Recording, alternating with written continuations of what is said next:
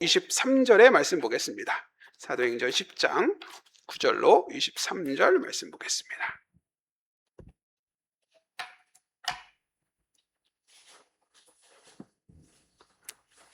사도행전 10장 9절로 23절 저와 여러분이 한 절씩 교독하도록 하겠습니다.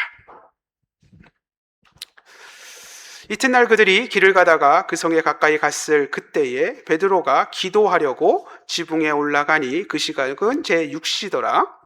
그가 시장하여 먹고자 하매 사람들이 준비할 때에 황홀한 중에 하늘이 열리며 한 그릇이 내려오거늘 보니 큰 보자기 같고 내 귀를 메어 땅에 들이웠더라. 그 안에는 땅에 있는 각종 네 발 가진 짐승과 기는 것과 공중에 나는 것들이 있더라. 또 소리가 있으되 베드로야 일어나 잡아먹으라 하거늘 베드로가 이르되 주여 그럴 수 없나이다. 속되고 깨끗하지 아니한 것을 내가 결코 먹지 아니하였나이다 한데 또 두 번째 소리가 있으되 하나님께서 깨끗하게 하신 것을 내가 속되다 하지 말라 하더라. 이런 말이 세 번 있은 후 큰 그릇이 곧 하늘로 올려져 가니라. 베드로가 본 바 환상이 무슨 뜻인지 속으로 의아해 하더니 마침 고넬료가 보낸 사람들이 시몬의 집에 찾아 문 밖에 서서 불러 묻되 베드로라 하는 시몬이 여기 유속하느냐 하거늘 베드로가 그 환상에 대하여 생각할 때에 성령께서 그에게 말씀하시되 두 사람이 너를 찾으니 일어나 내려가 의심하지 말고 함께 가라. 내가 그들을 보내었느니라 하시니 베드로가 내려가 그 사람들을 보고 이르되 내가 곧 너희가 찾는 사람인데 너희가 무슨 일로 왔느냐? 그들이 대답하되 백부장 고넬료는 의인이요 하나님을 경외하는 사람이라 유대 온 족속이 칭찬하더니 그가 거룩한 전사의 지시를 받아 당신을 그 집으로 청하며 말을 들으려 하느니라 한데 23절을 같이 읽겠습니다. 베드로가 불러들여 유숙하게 하니라. 이튿날 일어나 그들과 함께 갈새 요파에서 온 어떤 형제들도 함께 가니라. 아멘. 우리 옆에 분하고 인사하겠습니다. 잘 오셨습니다. 인사할까요? 다시 한번 인사하겠습니다. 함께 예배드려서 너무 기쁩니다. 인사하겠습니다. 2014년도에 공전에 히트를 했던 드라마가 있습니다. 미생이라고 하는 드라마입니다.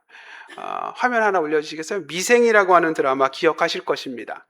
아주 주옥 같은 대사가 있죠. 회사가 정쟁터라면 밖은 지옥이야. 뭐 이런 주옥 같은 대사들. 또 현실적인 그 회사 생활에 관련돼서 직장인들의 마음을 많이 울렸던 그런 드라마입니다. 이 드라마 가운데 이런 에피소드가 있습니다. 박과정이라고 하는 빌런 과정이 나타나요. 박과정이라는 빌런 과정이 나타나서 그 팀을 굉장히 어수선하게 만듭니다. 뿐만 아니라 이 사람이 요르단으로 이렇게 상사니까 요르단으로 중고차를 판매하는데 큰 비리를 저지릅니다. 큰 비리를 저질러서 자기가 그 모든 이익을 착복하는 그런 일이 벌어집니다. 이제 그것을 이제 해결하고 그 사람은 이제 뭐 징계를 받고 이제 회사 내에서는 그 요르단 사업이 금지어져. 왜냐하면 가장 회사에 큰 피해를 입히고 큰 비리 사업이기 때문에 그 이야기에 대해서 하지 않습니다. 근데 이 장그레라고 하는 주인공이 있는 팀에서 그 요르단 사업, 중고차 판매하는 사업을 다시 시작하자라고 하는 계획을 세웁니다. 그리고 그렇게 하기 위해서는 임원들을 설득하는 PT죠. 프레젠테이션을 해야 되는 상황입니다. 근데 그것을 막 이제 열심히 준비하는 장면이 나오는데 그러다가 이 장그레라고 하는 이 신입사원이 이렇게 해가지고는 안 될 것 같은 거예요. 그래서 이 PT를 좀 다르게 했으면 좋겠다. 그러면서 그 자기 사무실에 있는 그 세계 지도를 이제 고개를 숙이고 다리 사이로 거꾸로 막 쳐다보고 있습니다. 그러니까 너 지금 뭐 하냐? 막 이러면서 이제 그런 이야기를 합니다. 그러면서 장그레라고 하는 그 주인공이 얘기합니다. 이거 판을 좀 바꿔야 될 것 같습니다. 이렇게 보면 안 되고 거꾸로 좀 판을 봐야 될 것 같습니다. 라고 이야기하면서 자기가 고개 숙여서 거꾸로 세계전도를 봤던 것처럼 그 세계 지도를 뒤집어서 이제 이렇게 보여주면서 이 판을 바꿉시다 라고 하는 이야기를 하는 그런 장면이 나옵니다. 그 거꾸로 뒤집어서 세계 지도를 보자. 이거 사실은 지도에 있는 겁니다. 다음 사진 하나 봐주시겠어요? 네, 이게 바로 호주의 사업가이고 뭐 디자인 관련된 사업을 했답니다. 스튜어트 메가더라고 하는 사람이 1979년도에 제작한 세계 전도입니다. 이 세계 전도의 그 이름이 사우스 업이에요. 남반구가 위라고 하는 그런 세계 전도입니다. 그래서 우리 김내영 집사님 이제 호주에 사시면 이 전도 생각보다 많이 보실 겁니다. 뉴질랜드나 이 호주는 이런 그 전도를 진짜 많이 걸어놓고 있습니다. 이 그 스튜어트 메가더라고 하는 사람은 이렇게 지도를 그려놓고 이야기합니다. 우주에 떠 있는 지구니까, 우주 공간에 떠 있는 지구니까 위아래가 없다는 거예요, 사실은. 위아래가 없다는 거예요. 근데 우리는 어릴 때부터 어떻게 생각했습니까?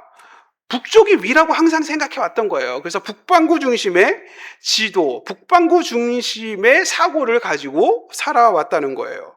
근데 호주 사람으로서 뭐 서운한 것도 있겠죠. 호주 사람으로서 뭔가 이거 뭐 계속 이렇게 무의식적으로 위가 높고 북쪽이 높고 아래가 낮고 남쪽이 낮고 뭐 이런 북쪽이 중심이고 남쪽이 주변이고 뭐 이런 식의 이 일종의 관념, 일종의 통념, 이것을 바꾸고 싶었던 것 같습니다. 그래서 그는 호주를 남반부를 위로 해가지고 지도를 그린 것입니다.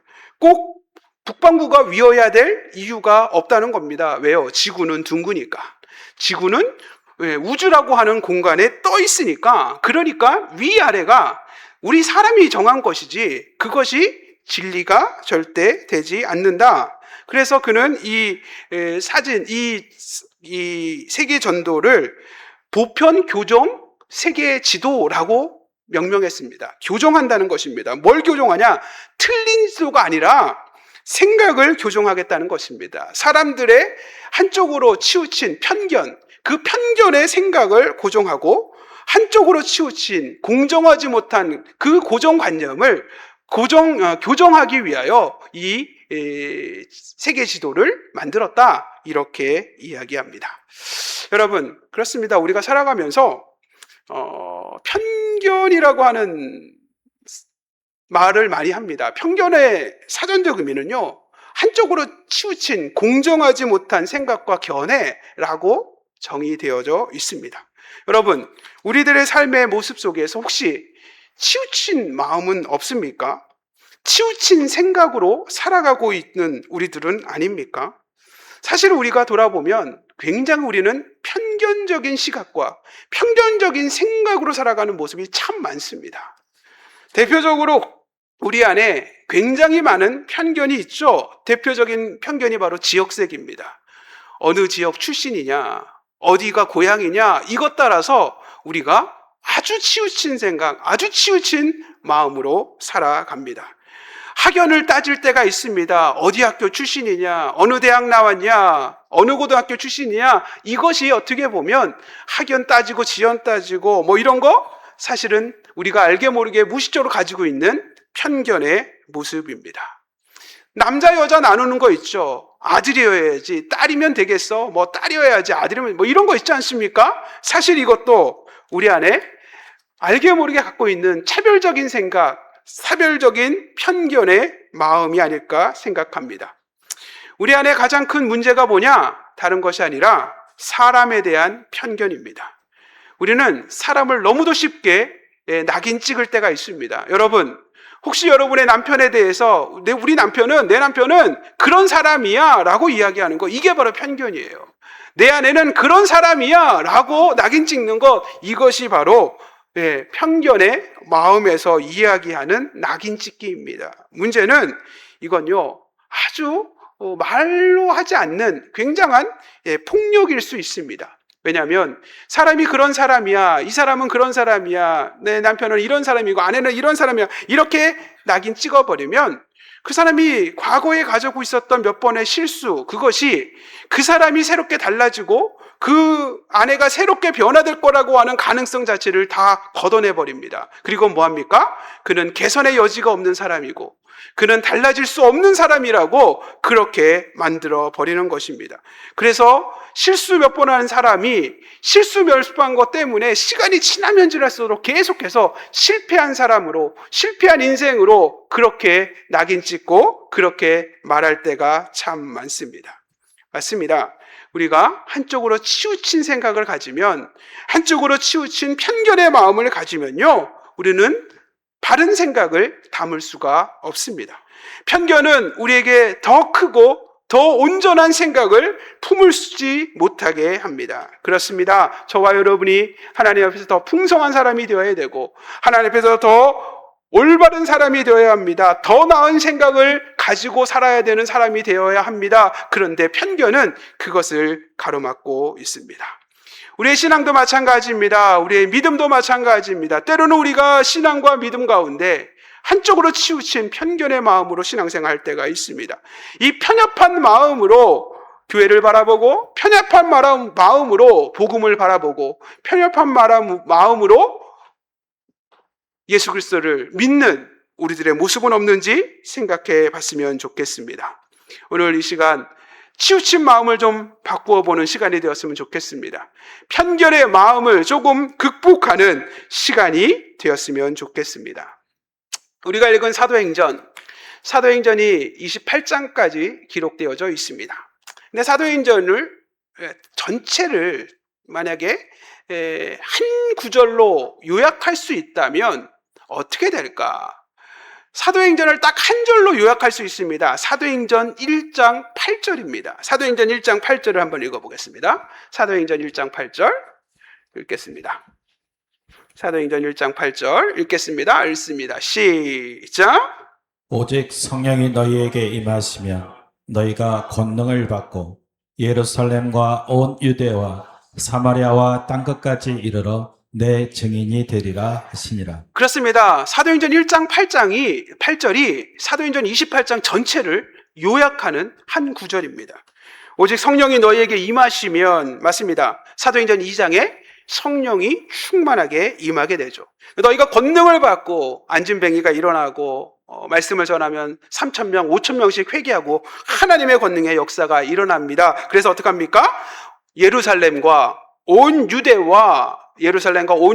하나님께서 교회를 세우셨죠. 초대교회 예루살렘 교회가 세워지고 그곳에 놀라운 부흥의 역사가 일어납니다. 그리고 사마리아와 땅끝까지, 사마리아 사도행전 8장입니다. 사도행전 8장에 박해를 피하여서 사람들이 흩어집니다. 그때 빌립 집사가 사마리아 땅에 갑니다. 그리고 그곳에서 복음을 전합니다. 그리고 그 성 전체가 놀라운 복음의 역사로, 성이 복음으로 역사하는 그런 기사가 사도행전 8장에 기록되어져 있습니다. 그리고 나서 뭐합니까? 이제 땅끝까지 모든 열방, 모든 민족에게 복음을 증거한 사건, 그것이 바로 사도행전의 전체입니다. 그렇습니다. 사도행전 1장 8절, 오직 성령이 너에게 임하시면 너희가 권능을 받고 예루살렘과 온 유대와 사마리아와 땅끝까지 이르러 내 증인이 되리라. 문제는 이 땅끝까지 가는 과정에 문제가 있습니다. 땅끝까지 가는 이방인을 향하여 복음을 전하는 일을 위하여서 하나님께서 사람을 세웁니다. 이방인의 사도죠. 이방인을 위한 복음 전도자, 그 대표적인 사람이 바로 사도 바울입니다. 그래서 사도행전 9장에 사도 바울, 사울이라고 하는 사람이 다메섹에서 누구를 만납니까? 예수님을 만나죠. 예수님을 만나서 변화됩니다. 그러면서 사도 바울이라고 하는 이방인을 위한 나의 그릇으로 선택하였다라고 하는 말씀으로 이 사도 바울이 세워지게 됩니다. 이제 땅끝으로 일어나 복음 전하면 될 것 같습니다. 사람도 주역으로 준비되었습니다. 그런데 한 가지 더 큰 문제가 있습니다. 바로 유대 기독교인들이 가지고 있는 복음을 땅끝까지 증거하기 위한 일을 막는 장애물이 있습니다. 그게 바로 이방인에 대한 생각이에요.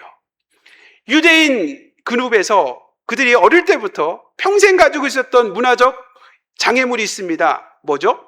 구원은 이스라엘 민족이 받는 거야. 우리는 선택받은 이스라엘 민족이야. 하나님께서 천국을 위하여 준비한 모든 것은 우리 유대인을 위한 것이야. 그리고 이방인은 뭐예요? 천국 반대에 지옥에 불을 막 피워야 되는데 그 지옥 불을 떼기 위해서 지옥에 불 피우는 땔감으로 이방인을 만드신 거야. 이방인은 다 지옥 가가지고 지옥에 땔감이 돼서 지옥 불을 피우는 일을 해야 되는 거야. 그게 유대인이 가지고 있는 편견입니다. 이 유대인이 가지고 있는 이 치우친 마음이 제거되지 않으면 땅끝까지 이르러 복음이 증거될 수가 없습니다. 그렇기 때문에 필연적으로 이 편견을 제거하는 작업이 필요합니다. 그게 바로 사도행전 10장이었던 거예요. 지난주에도 살펴본 것처럼 그 고넬료라고 하는 이방인 로마 백부장의 기도로부터 이 놀라운 일이 시작되었다라고 제가 말씀을 드린 이유가 여기에 있습니다. 그렇습니다. 유대인의 뿌리 깊은 선민사성이 거두어져야 합니다. 그래서 유대인뿐 아니라 이방인에게도 구원의 역사가 일어난다. 열방의 모든 민족이 구원받을 수 있다라고 하는 생각이 모든 사람에게 공유될 때 땅끝까지 이르러 주님의 증인, 복음의 증거가 이럴 수가 있는 겁니다. 그러기 위해서 고넬료라고 하는 이방인을 통하여 시작하십니다. 그리고 그것을 받아서 오늘 본문에 나오는 베드로라고 하는 사도 중에 가장 큰 사도가 변화되어지는 과정을 오늘 성경은 기록하고 있습니다. 그렇습니다. 베드로가 편견 가운데 있습니다. 치우친 마음 가운데 있었습니다. 근데 베드로가 변화되지 않으면 예루살렘 교회는 변화되지 않습니다. 베드로가 변화되지 않으면 예루살렘의 유대인 그리스도인들이 변화되지 않습니다. 저들은 여전히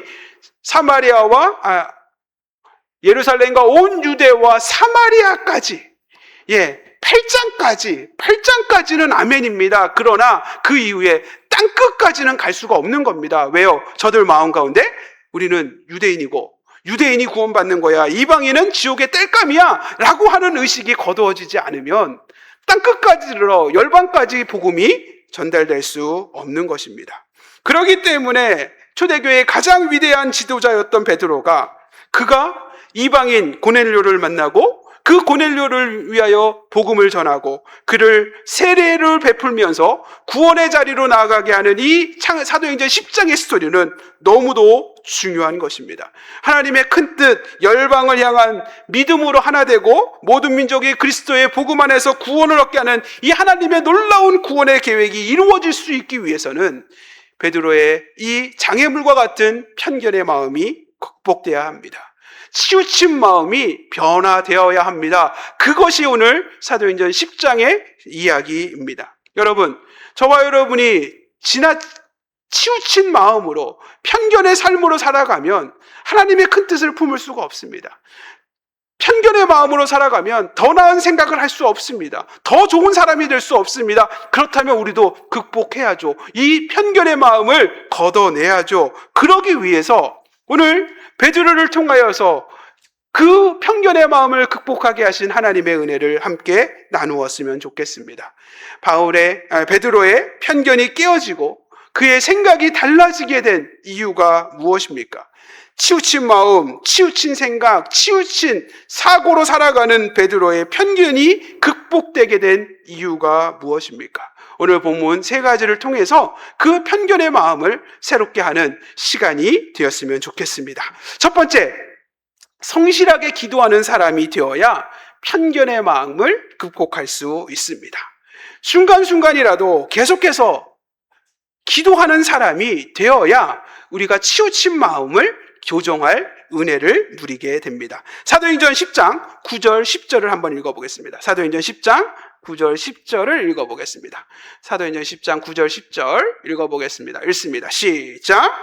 이튿날 그들이 길을 가다가 그 성에 가까이 갔을 그때에 베드로가 기도하려고 지붕에 올라가니 그 시각은 제6시더라.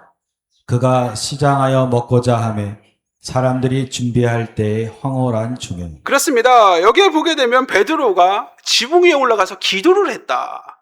근데 그 시간이 제6시더라. 물론 기도 시간입니다. 저들이 유대인들이 정하였던 기도 시간입니다. 6시, 12시죠. 정시에 정오 시간입니다. 정오 시간에 가서 기도를 하는 것입니다. 근데 제가 인상 깊었던 건 뭐냐면 사도행전 10장 10절이었어요. 바로 뭐냐면 그가 시장이에요. 이제 점심때가 되었으니까 시장이에요. 그런데 사람들이 점심을 준비하는 그 시간에 뭐합니까? 그가 지붕에 가서 기도했다라는 것입니다.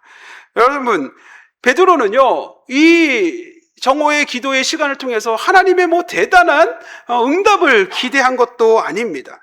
그가 대단한 마음을 가지고 하나님께 나와 지붕에 올라가서 기도한 것이 아닙니다. 그는 늘상 그냥 기도하는 것입니다.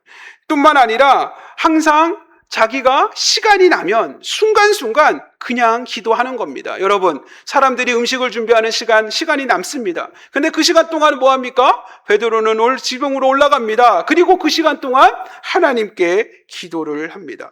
그럴 때에 그는 놀라운 환상을 경험하게 됩니다. 놀라운 하나님의 인도하심을 경험하게 되는 것입니다. 여러분, 그렇습니다.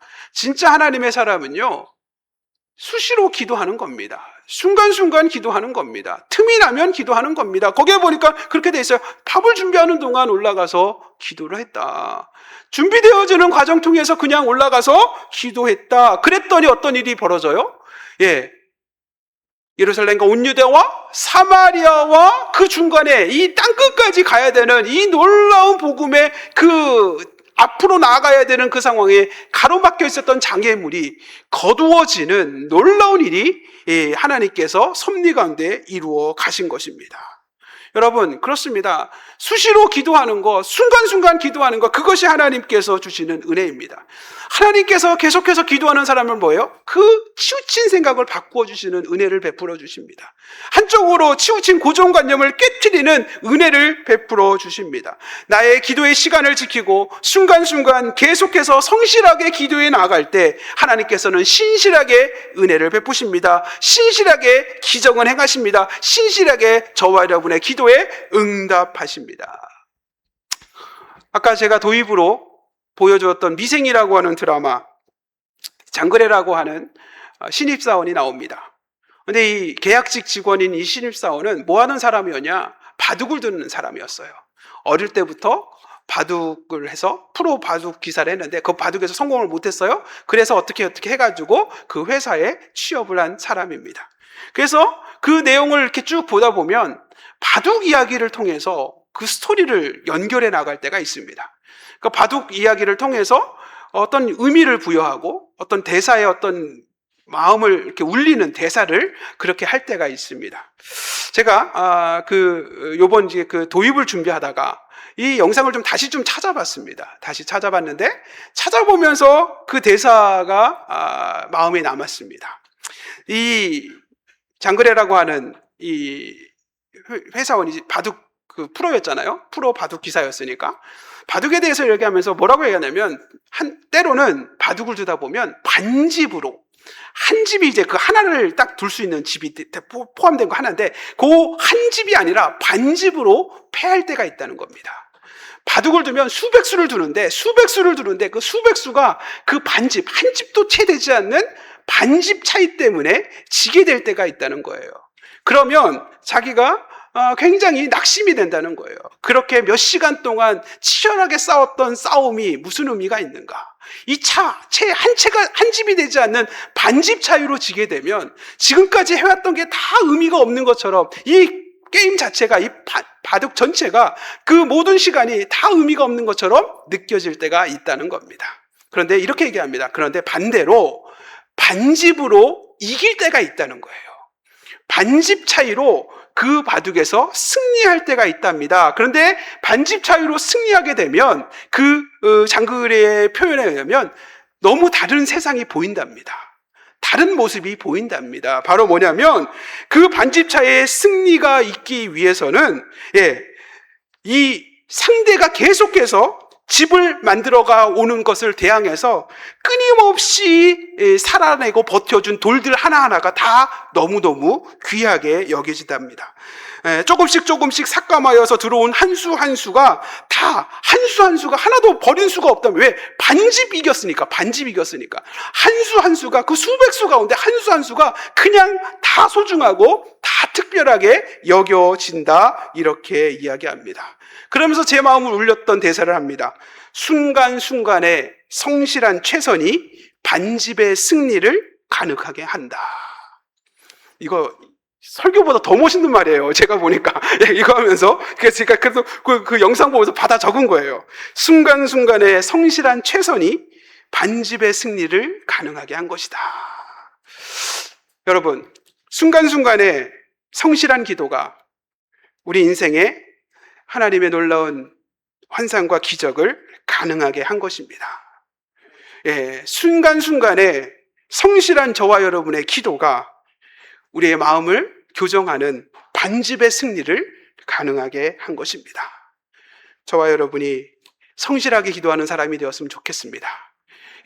베드로는요, 밥 준비되는 시간에 그냥 지붕 올라가서 기도합니다. 놀라운 건 그 기도의 시간에 하나님께서 환상을 통하여서 그의 생각을 교정하십니다. 그의 마음을 바꾸십니다. 그것이 하나님의 은혜였습니다. 기억하십시오. 순간순간에 그 성실한 기도가 우리 삶을 최선의 것으로 바꾸어 갈 것입니다.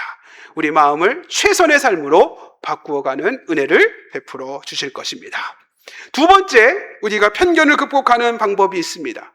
내게 일어나는 상황과 환경을 통하여 말씀하시는 하나님의 뜻에 민감하게 반응해야 합니다.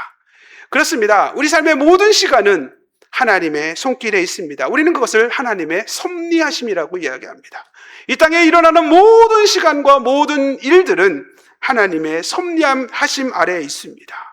그러기에 베드로는 하나님의 특별한 뜻 가운데, 환상 가운데 하나님의 뜻을 보게 됩니다. 그 뜻이 뭡니까? 그가 가지고 있었던 특별한 마음이죠. 우리 사도행전 10장 11절, 12절, 13절, 14절을 읽어보겠습니다. 우리 본문입니다. 11절부터 14절까지 한번 같이 읽어보겠습니다. 읽습니다. 시작.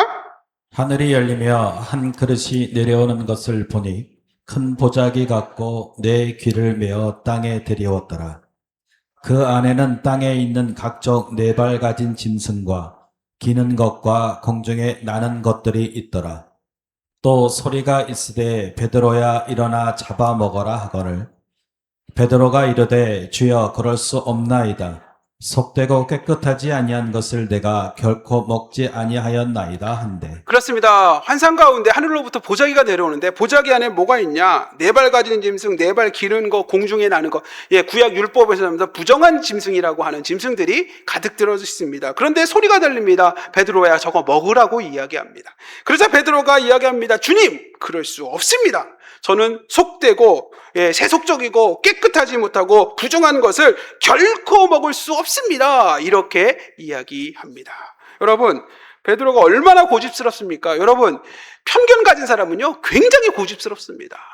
한쪽으로 치우친 마음이 하루아침에 생긴 거 아닙니다. 평생 그러고 살았기 때문에 그 고집스러움이 변하기가 쉽지 않습니다. 심지어 그것이 자기의 자존심이 될 때가 있습니다. 그것이 자기의 삶이 될 수도 있습니다. 그러다 보면 더 치우쳐집니다. 더 한쪽으로 삐딱하게 됩니다. 더 한쪽으로 고정관념 가운데 사로잡히게 됩니다. 그것이 우리들의 모습입니다.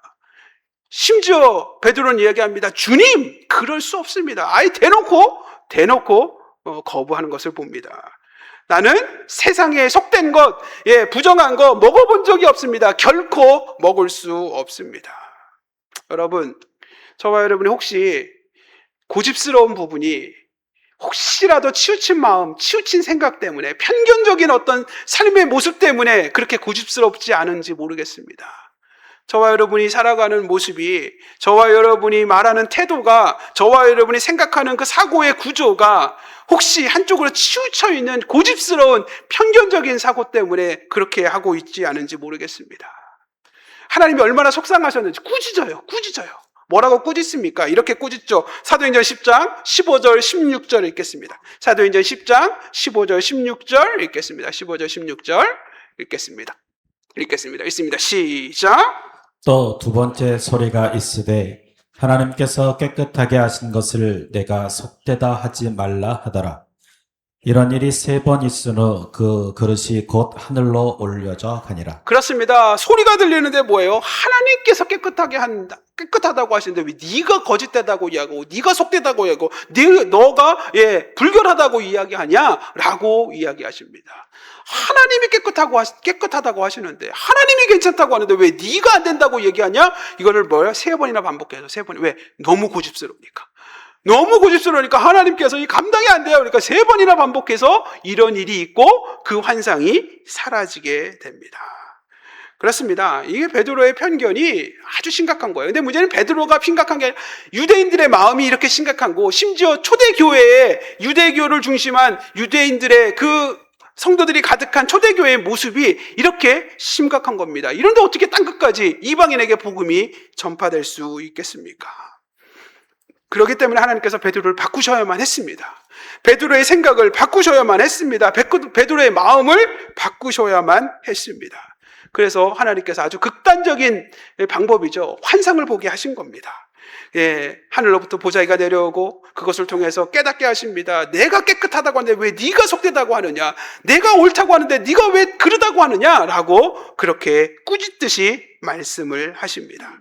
그리고 나서 하나님께서 하나님의 그 고넬료가 보낸 사람이 그때 문을 두드리게 말씀하십니다. 우리 사도행전 10장 17절 18절을 읽겠습니다. 사도행전 10장 17절 18절을 읽겠습니다.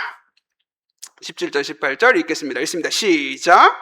베드로가 본 바 환상이 무슨 뜻인지 속으로 의아해하더니 마침 고넬료가 보낸 사람들이 시몬의 집을 찾아 문 밖에 서서 불러 묻되 베드로라 하는 시몬이 여기 유숙하느냐 하거늘. 그렇습니다. 이 환상이 딱 사라졌을 때 거기에 보니까 마침 그때에 이렇게 써요. 마침 그때에 고넬료가 보낸 사람들이 베드로가 있는 시몬의 집을 문을 두드리더라. 여러분, 우리가 이 땅을 살아가면서 우연히 그렇게 됐다라고 생각할 때가 많습니다.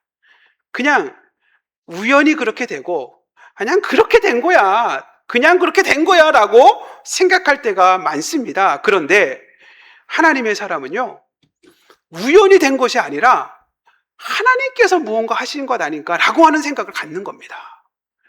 그냥 그렇게 된 것이 아니라 하나님께서 이것을 통해서 내가 뭔가를 깨닫기를 원하시는 것 아닌가 생각해 보는 겁니다. 그렇습니다. 여러분, 그리스도인들에게는요, 우연이라는 게 없어요. 하나님은요, 우연이라는 것을 가장한 하나님의 필연을 우리에게 베풀어 주시는 겁니다. 그리고 우리가 그것을 하나님의 섭리하심이라고 이야기하는 겁니다. 여러분, 이렇게 이야기하면 여러분이 함께 살아가는 남편이 그냥 우연히 그때 그 남자 만나서 내가 얘 인생이 이렇게 된 게 아니에요. 여러분, 그 아내가 그냥 우연히 그냥 내가 여자의 그 예쁨에 빠져가지고 내가 이렇게 된 거, 그 성격 안 보고, 뭐 환경 안 보고, 상황 안 봐서 이렇게 된 거, 이게 아니라 하나님께서 그 남자를 예비해 놓으셨고, 하나님께서 그 여자를 예비해 놓으신 겁니다. 할렐루야. 굉장히 큰 아멘이 나오는데요. 네. 그 백지연이라고 하는 그 MBC 앵커였던 분이 몇 년 전에 그 뉴스를 봤는데요. 그 아들이 장가를 갔다고 합니다. 아들이 장가를 갔는데 그 며느리 되는 자매를 만났을 때 그 백지연이라고 하는 그 여자 앵커가 그 얘기를 했답니다. 아, 너구나. 이게 무슨 말이냐. 자기가 자기 아들을 위해서 기도할 때에 어디선가 자라고 있는 내 아들의 아내, 며느리를 위해서 기도했다는 거예요. 누군지 모릅니다. 누군지 모르는데 그는 기도했답니다. 하나님, 어디선가 예쁘게 바르게 믿음 안에서 자라고 있을 그 자매를 위해서 계속 기도했어요. 그리고 그 아들이 그 여자를, 그 아내를, 며느리를 될 사람을 데려왔을 때 그가 얘기했답니다. 아, 너구나. 내가 그렇게 기도했는데, 내가 계속 기도했는데, 아, 너구나. 라고 이야기했다. 제가 그 얘기를 들으면서 저도 기도할 때 그렇게 기도해야 되겠다. 그래서 제가 가끔 기도합니다. 새벽에 어디선가 자라고 있을 사랑의 남편, 어디선가 어디선가 자라고 있을 믿음의 그 미소의 남편, 어디선가 자라고 있을 다정이의 남편, 어디선가 자라고 있을 시온이의 아내, 뭐 이렇게 기도를 합니다. 그래서 나중에 만났을 때 너구나 그러려고, 너구나 내가 기도했는데 너구나 그 얘기 하려고. 여러분, 그렇습니다. 저와 여러분이 하나님의 필연을 인정해야 돼요. 우연히 되는 게 없습니다. 그리스도인들은 우연히 되지 않습니다. 여러분의 삶에 일어나는 그 모든 일은요, 그냥 우연히 들려지는 것 아닙니다. 그냥 보여지는 것 아닙니다. 하나님의 섭리일 수 있습니다. 할렐루야. 그것을 깨달을 때에 우리는 좀 치우친 마음을 내려놓을 수 있습니다. 내 고집스러운 마음을 내려놓을 수 있습니다. 왜? 하나님이 섭리하시니까. 하나님의 뜻이 있으니까. 하나님이 뭔가 내를 위해서 하나님께서 준비해 놓으셨으니까. 저와 여러분의 삶 속에 일어나는 그 모든 일을 하나님의 섭리로 바라보는 믿음의 종들 되었으면 좋겠습니다. 하나님의 섭리를 인정할 때에 우리는요, 내 고집을 내려놓습니다. 내 편견을 내려놓을 수 있습니다. 그것이 저와 여러분이 베드로를 통해서 배우는 편견을 극복하는 하나님의 방법입니다. 여러분 삶에 일어나는 들려지는 것, 보여지는 것 그냥 흘려보내지 마세요. 하나님의 뜻을 물어보세요. 하나님 내게 하시는 음성이 무엇인지, 내게 바라시는 모습이 무엇인지를 하나님께 찾으셨으면 좋겠습니다. 그럴 때 우리가 치우친 마음, 치우친 생각을 교정하는 기회를 누리게 될 것입니다. 세 번째 교정되어지는 우리가 편견을 극복하는 방법이 있습니다. 다른 것이 아니라 내 마음으로 결정하지 않고 말씀이면 믿음으로 순종하는 것입니다. 선제적으로 순종할 때에 하나님께서 우리를 바꾸어 주실 것입니다. 그렇습니다. 오늘 베드로가요, 하나님께서 환상 보여주셨죠. 그리고 마침 그때 이방에서 사람들이 보내졌고 사람들이 문을 두드립니다. 그럴 때 하나님께서 내려가서 만나라는 것입니다. 내려가서 만나고 그와 이야기를 듣고 그와 함께 가라고 이야기하십니다.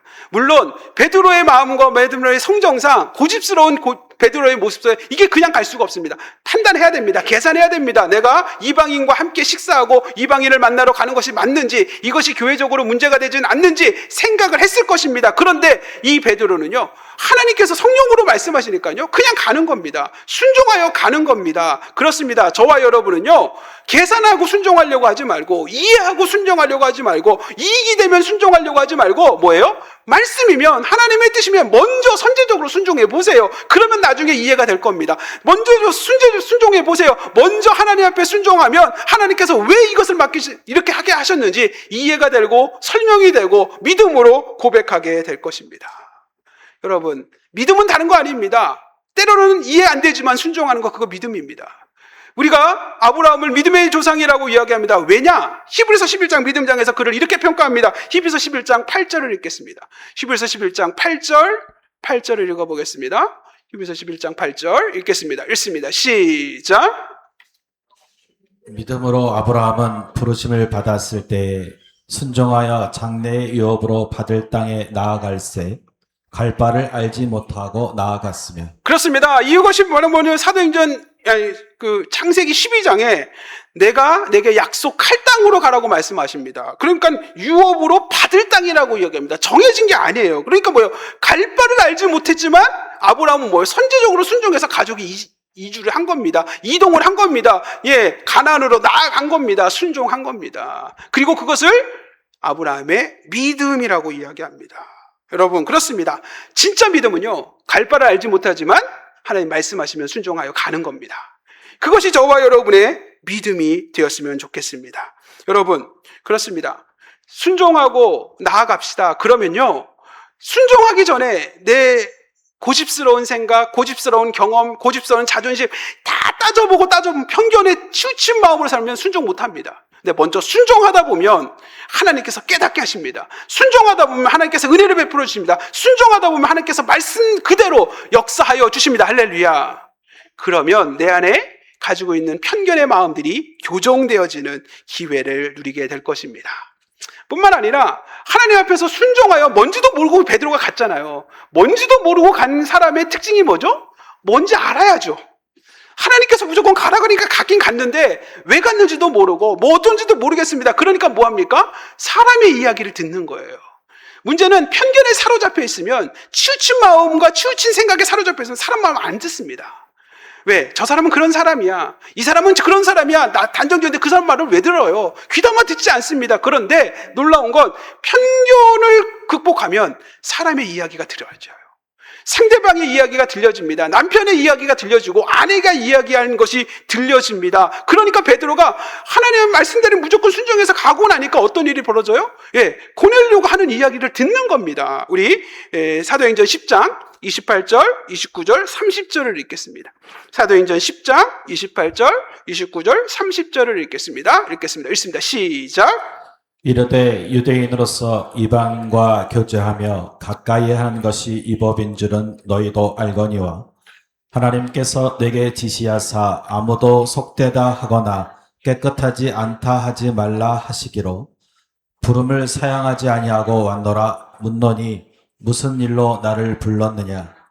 고넬료가 이르되 내가 나흘 전 이맘때까지 내 집에서 제 구시 기도를 하는데 갑자기 한 사람이 빛난 옷을 입고 내 앞에 서서. 그렇습니다. 여기 보니까 당시의 문화는 유대인이 이방인과 교제하는 게 금지되어 있었다는 거예요. 이방인인 당신과 내가 앉으라는 것 자체가 이거 금지된 상황이에요. 그런데 문제는 하나님께서 환상을 보게 하시고 그때 마침 또 당신이 보낸 사람들이 문을 두드리고 이런 과정 속에서 하나님께서 무조건 가라고 하셔서 왔는데 과연 나 왜 여기 온 게 하신 겁니까? 왜 나를 불렀습니까? 묻습니다. 왜요? 이야기를 들어보려고. 근데 문제는 이야기를 들어보니까 다른 거예요. 고넬료가 이야기합니다. 나흘 전에 내가 기도하는데 이렇게 가만히 보니까 자기도 기도 중에 이거 했잖아요. 아, 이게 크로스 체크가 되네요. 그러니까 뭐예요? 하나님이 하신 게 맞구나. 그러면서 그가 깨닫는 것이 있습니다. 이방인들의 과정 속에서도 구원의 역사가 일어나는구나. 사도행전 10장 34절 35절을 읽겠습니다. 사도행전 10장 34절 35절을 읽겠습니다. 읽습니다. 시작. 베드로가 입을 열어 말하되 내가 참으로 하나님은 사람의 외모를 보지 아니하시고 각 나라 중 하나님을 경외하며 의를 행하는 사람은 다 받으시는 줄 깨달았도다. 그렇습니다. 베드로가 입을 열어, 이게 굉장히 중요한 거예요. 참으로 하나님은 사람의 외모를 보지 않으시는 거야. 사람이 이방인인지 유대인지 외모를 보지 않는, 여자인지 남자인지 외모를 보지 않으시고, 부자인지 가난한지 외모를 보지 않으시고, 많이 배웠든 적게 배웠든 외모를 보지 않으시는구나. 각 나라 각 사람이라도 하나님을 바르게 경외하고 하나님을 신뢰하며 의를 행하는 사람은 다 구원을 받으시는 줄 알게 되었다. 할렐루야. 베드로의 그 편견의 마음이 걷어진 겁니다. 완전히 그 치우친 생각이 깨어진 것입니다. 여러분, 그렇습니다. 저와 여러분이요, 하나님 앞에서 기도했으면 좋겠어요. 하나님, 제 마음에 이 고집스러운 마음들 좀 내려놓게 하여 주시고, 그래서 뭐예요? 들을 수 있게 하여 주옵소서. 남편의 이야기도 좀 듣게 하여 주옵시고, 아내의 이야기는 쓸모없다고, 가치 없다고 여기지 않고 귀담아 듣게 하여 주옵시고, 아들, 딸의 이야기를 귀담아 듣는 엄마, 아빠가 되게 하여 주옵시고, 할렐루야. 부모님의 마음을 귀담아 듣는 우리들이 되게 하여 주시고, 교회의 집사님, 지체들의 마음을 함께 나눌 수 있는 나의 마음이 되게 하여 주옵소서. 들어보면요, 이해될 때가 있어요. 들어보면요, 오해했구나라는 거 깨달을 때가 있어요.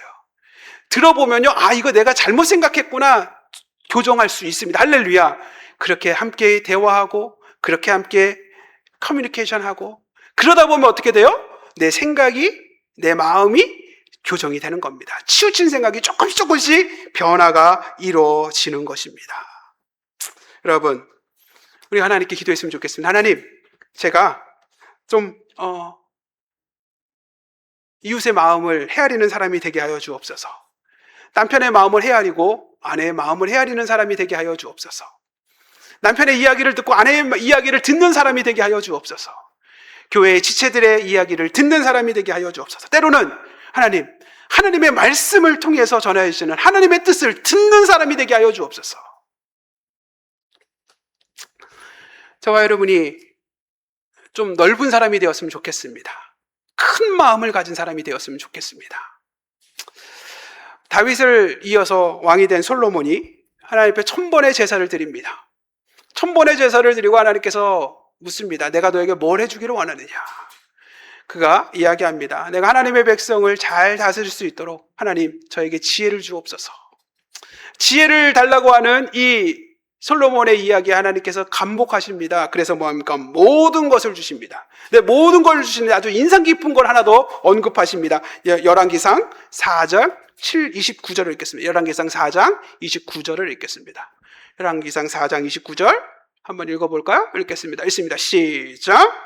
하나님이 솔로몬에게 지혜와 총명을 심히 많이 주시고 또 넓은 마음을 주시되 바닷가의 모래같이 하시니. 여러분, 하나님께서 솔로몬에게 뭘 주셨다요? 지혜와 총명과 모든 걸 주셨어요. 근데 하나 더 주셨어요. 또 넓은 마음을 주셨다. 여러분, 기가 막힌 표현이에요. 하나님께서요, 솔로몬에게 넓은 마음을 주셨대요. 제가 이 말씀을 기억하고 기도합니다. 여러분, 자녀들을 위해 기도할 때에 내 자녀가 이것도 잘 되게 하시고 저것도 되게 하시고 건강하게 하시고 아프지 않게 해주시고 대학도 합격하게 해주시고 사업도 잘 되게 하시고 직장도 되게 하시고 좋습니다. 기도하십시오. 그리고 하나 더 추가하세요. 내 아들이 넓은 마음을 가진 사람 되게 하여 주옵소서. 내 딸이 넓은 마음 갖는 딸이 되게 하여 주옵소서. 여러분, 넓은 마음을 가지고 넓은 생각을 가지고 넓은 믿음을 가지고 살아가는 자녀들을 위하여 기도하는 저와 여러분 되었으면 좋겠습니다. 여러분, 그렇습니다. 저와 여러분이 마음을 지키는 것, 그것이 좋습니다. 잠언 말씀 가운데 마음을 지키는 것이 생명을 지키는 것이다. 너무도 유명한 말씀입니다. 잠언 4장 23절 읽겠습니다. 잠언 4장 23절 읽겠습니다. 잠언 4장 23절 읽겠습니다. 읽습니다. 시작. 모든 지킬 만한 것 중에 더욱 내 마음을 지키라. 생명의 근원이 이에서 남이니라. 그렇습니다. 모든 지킬 것 중에 너의 마음을 지켜라. 저와 여러분의 마음이 한쪽으로 치우치지 않도록, 편견에 가득 사로잡히지 않도록 하나님, 저와 여러분을 바꾸어 주옵소서. 저와 여러분의 생각을, 마음을 넓은 마음으로, 또 하나님께서 기뻐하시는 거룩한 마음으로, 겸손한 마음으로 바꾸어 주옵소서. 그것이 생명의 삶입니다. 생명의 근원이 여기에서 남이니라. 하나 더 갈까요? 이 잠언 4장 23절 이후의 말씀이 저는 참 좋아하는 말씀인데요. 24절, 25절, 26절, 27절 읽겠습니다. 잠언 4장 24절, 25절, 26절, 27절 읽겠습니다. 읽어보겠습니다. 읽습니다. 시작. 구부러진 말을 내 입에서 버리며 삐뚤어진 말을 내 입술에서 멀리하라. 내 눈은 바로 보며 내 눈꺼풀은 내 앞을 굳게 살펴 내 발이 행할 길을 평탄하게 하며 내 모든 길을 든든히 하라. 좌로나 우로나 치우치지 말고 내 발을 악에서 떠나게 하라. 여러분, 우리의 마음을 지킵시다. 우리의 마음이 하나님 앞에서 온전히, 하나님 앞에서 거룩하게, 또 하나님께서 기뻐하시는 넓은 마음으로 변화되었으면 좋겠습니다. 마음이 변화되면 어떻게 해요? 말이 달라질 겁니다. 삐뚤어진 말, 구부러진 말 아닙니다. 하나님께서 바른 말을 하게 하실 것입니다. 할렐루야. 우리가 보는 것이 달라질 겁니다. 바로 봐야 됩니다. 삐딱하게 보려고 하지 마세요. 뭔가 모르게 그렇게 다른 사람을 그렇게 째려보려고 하지 마세요. 바로 보세요. 올바른 거 보게 하시고 또 보아야 될 거 보는 저와 여러분 되었으면 좋겠습니다. 저와 여러분이 바로 걸어갔으면 좋겠습니다. 믿음의 걸음을 바로 걸었으면 좋겠습니다. 좌로나 우로나 치우치지 아니하고 믿음으로 바르게 걸어가는 하나님의 사람들 되었으면 좋겠습니다. 오늘 베드로를 통해서 편협한 마음이 극복되어지는 기회를 누렸으면 좋겠고요. 베드로처럼 마음이 교정되고 마음이 치유되는 역사, 그것이 저와 여러분의 마음이 되었으면 좋겠습니다. 놀라운 건 베드로의 이 마음의 변화는 고넬료의 영혼을 구원했습니다. 고넬료의 영혼만 구원했습니까? 아니요. 고넬료와 그의 가족이 구원되었습니다. 더 나아가 이제부터 땅끝까지 이르러 오고 오는 모든 그리스도인들이 주께로 돌아와 구원의 역사, 생명의 역사를 누리게 되었습니다. 여러분, 혹시라도 고집스럽게 가지고 있는 그 치우친 생각들 좀 내려놨으면 좋겠습니다. 치우친 마음이 좀 바뀌었으면 좋겠습니다. 여러분, 그러기 위해서 순간순간 성실하게 기도하십시다. 성실한 기도의 승리가 우리를 변화시켜 주실 것입니다. 은혜를 베풀어 주실 것입니다. 하나님께서 이루어지시는 모든 하나님의 섭리를 그냥 우연이라고 여기지 마세요. 하나님의 뜻이 있을 것입니다. 하나님의 의미와 하나님의 말씀을 묵상하는 기회로 삼았으면 좋겠습니다. 어쩌다가 우연이 된 거 아닙니다. 하나님께서 필연적으로 베푸신 섭리입니다. 기억하셨으면 좋겠습니다. 마음으로 결정하기보다 먼저 순종하는 선택합시다. 여러분, 무조건적인 반사라고 들어보셨어요? 의사 선생님이요, 이렇게 무릎에 고무 망치를 툭 대는 순간 내가 의지하자는데 발이 툭 올라가요. 무릎을 툭 치는 순간 발이 갑자기 확 움직입니다. 무조건적인 반사예요. 하나님 말씀하시면 뭐예요?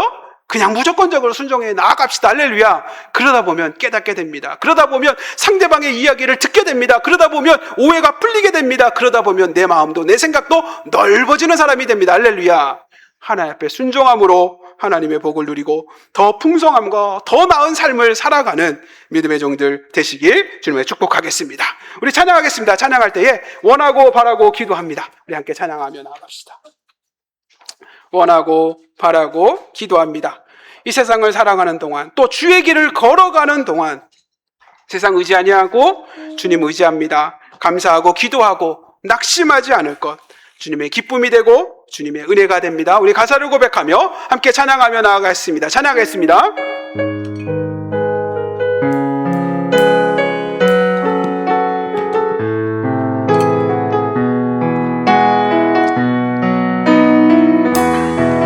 이 세상을 살아가는 동안에, 이 세상을 살아가는 동안에 나의 힘을 의지할 수 없으니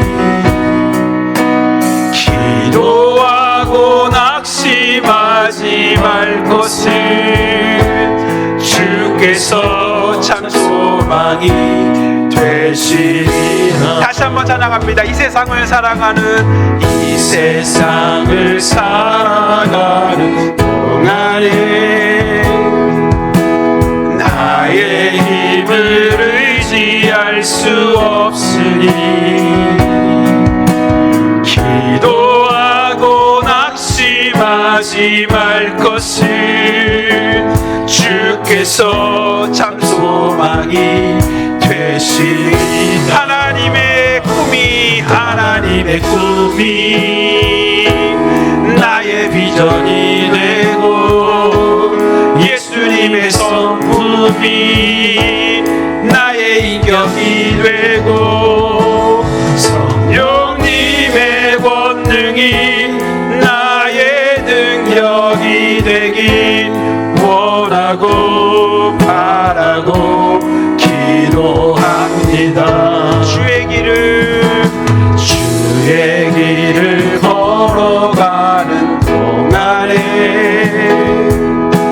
세상의 것 의지할 수 없으니 감사하고 낙심하지 말 것을 주께서 참 기쁨이 되시리라. 하나님의 꿈이 나의 비전이 되고 예수님의 성품이 나의 인격이 되고 성령님의 권능이 나의 능력이 되길 원하고 바라고 기도합니다. 하나님의 꿈이 나의 비전이 되고 예수님의 성품이 나의 인격이 되고 성령님의 권능이 나의 능력이 되길 원하고 바라고 기도합니다.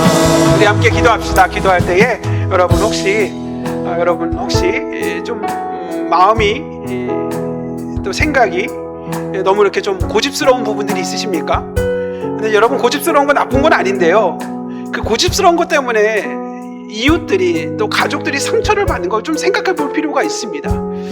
그것이 고정관념이 되고 그것이 편견이 되어서 치우친 말과 치우친 행동 때문에 서로 상처를 주는 문제, 그런 것들이 있다면 하나님께 좀 기도했으면 좋겠습니다. 하나님, 우리 가정이 좀 화목해지고 건강해지고 우리 교회가 좀 더 부흥하기 위해서 거두어놔야 될 장애물인 것 같습니다. 이거 좀 거둬주시고 베드로처럼 하나님 앞에서 깨닫게 하시고 새로워지게 하시고 믿음으로 살아가는 결단이 있는 우리들이 되게 하시고 우리 가정이 되게 하여 주옵소서. 우리 말씀을 기억하며 한번 기도하는 시간 되었으면 좋겠습니다. 기도하겠습니다. 걸어가신 하나님 감사합니다. 오늘도 이 시간 우리 마음 가운데 편견적인 생각과 사고와 좁은 마음과 편협한 마음의 모습들이 있다면 오늘 이 시간 회개하고 주님 안의 은혜 안에서 다시금 좀 새로워지기를 원합니다. 넓은 마음을 품는 사람 되기를 원합니다. 넓은 생각을 품는 사람이 되게 하여 주옵소서. 하나님의 크신 사랑과 하나님의 크신 떡 은혜와 복을 누리며 받을 수 있는 하나님의 사람들 되게 하여 주옵소서. 하나님, 오늘 베드로를 통해서 그 마음이 극복되게 하여 주옵소서. 지나친 치우친 마음들이 새로워지게 하시고 하나님께서 그 모든 연약함들이 새로워져서 하나님 앞에서 아름다운 모습, 성숙한 모습, 하나님께서 기뻐하시는 믿음의 모습으로 살아가는 우리들 되게 하여 주옵소서. 하나님 감사합니다. 오늘도 말씀 가운데 주의 선하신 손길을 기대합니다. 나에게 가장 큰 사랑 베푸시는 하나님, 나에게 가장 큰 복과 은혜 베푸시는 하나님께 감사합니다. 하나님, 내 삶의 모든 것들 하나님을 신뢰하기를 원합니다. 하나님, 우리가 늘 하나님을 바라보며 새로워지기를 원합니다. 혹시 내 마음 가운데 치우친 마음, 치우친 생각, 치우친 삶의 모습이 있다면 이 시간 좀 바꾸어가는 시간 되게 하여 주옵소서. 하나님 주신 이 놀라운 복과 은혜를 누리는 것을 막는 장애물을 걷어내는 이 아침이 되게 하여 주옵소서. 그 모습을 통해서 내 가정이 새로워지고 그 모습을 통해 우리 교회가 새로워지고 우리의 삶이 새로워지는 축복 누리게 하여 주옵소서. 귀한 예물로 하나님께 나아갑니다. 믿음으로 드리는 그 모든 예물들마다 30배, 60배, 100배로 함께 하여 주옵소서. 내 안에 있는 인색함이 거두어지고 하나님께 감사함으로 베풀기엔 부족함 없는 하나님의 사람들 되게 하여 주옵소서. 마음은 원이지만 형편이 되지 못해 드리지 못하는 안타까운 마음들 위로하시고 하늘 문 여시고 하늘의 풍성함으로 함께하여 주옵소서. 이제는 우리 주 예수 그리스도의 은혜와 아버지 하나님의 극진하신 사랑과 성령 하나님의 교통하심이 치우친 마음을 새롭게 하며 하나님 앞에서 더 거룩한 삶을 살아가기를 결단하는 믿음의 종들 머리머리 위에 이제로부터 영원까지 함께 하실지어다. 아멘.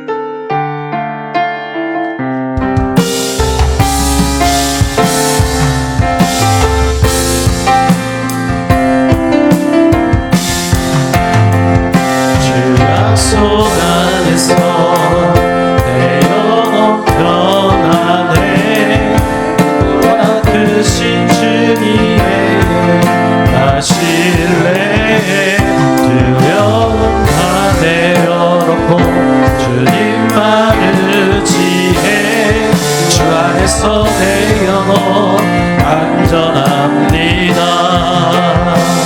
그 약속 안에서 내 영혼 평안해 내 뜻보다 크신 주님에게 나실래 두려움 다 내려놓고 주님만 의지해 주 안에서 내 영혼 안전합니다.